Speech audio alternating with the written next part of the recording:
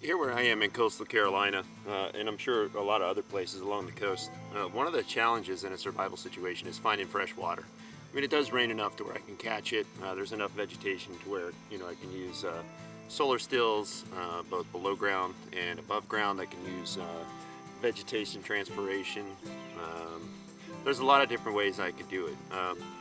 A couple of the issues with coastal Carolina especially is it has sandy soil, so it's difficult for fresh water to kind of maintain itself above ground, if you will. It gets soaked into the sand really easy, and it's kind of a narrow window of opportunity to get to that. And then lastly, in this area, most of the water is salt water, because I'm maybe 4 or 5 miles from the ocean, and a lot of the streams, a lot of the freshwater streams that are dumping into the ocean here, they're brackish for quite a long distance inland. So a lot of times you find a freshwater stream around here, and the water's too brackish to be useful unless you set up some kind of distillation process. But one of the things you can do, this sand, I was just walking through here, this sand is really saturated. I can tell it's wet, but I can't necessarily access any of this water. So one thing that I can do is try to dig a seepage basin. So basically I know that this sand is saturated, so it can't take on any more water. But the water is basically at the water table and above, and that should be fresh water. So what I'm going to do is I'm going to get me a digging stick, and I'm going to carve out a basin and let that water seep back in. That's why they call it a seepage basin. And then I'll have fresh water that I can use.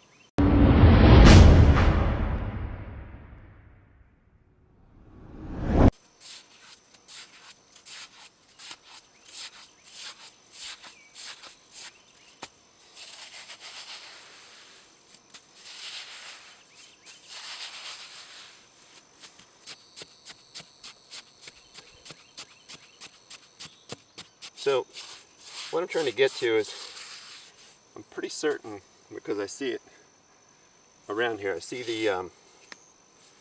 clay bubbling to the surface. So that tells me that water is likely sitting on top of a bed of clay instead of being absorbed the rest of the way. So I'm trying to move away and dig down as far as I need to get to that clay. Then I just got to wait till the water seeps in from the sides. You hit kind of a hard spot. I'm going to break it up a little bit with my stick. Now if I hit the clay bed early, if I hit it within the first few inches, then for maximum efficiency I would just make a wider hole so it has more of a larger container for the water that's going to seep in. Starting to get down to some clay here. I'm about, I don't know, 8 to 10 inches deep here. Alright, let's let that work for a little while. Now, you can actually see the water seeping in here. And that water is seeping in, and the sand is going to settle to the bottom. And if we're lucky, it doesn't cave in. But that water should sit right on top of that sand, and I should have water that I can come in here and procure and go out and boil it to purify it.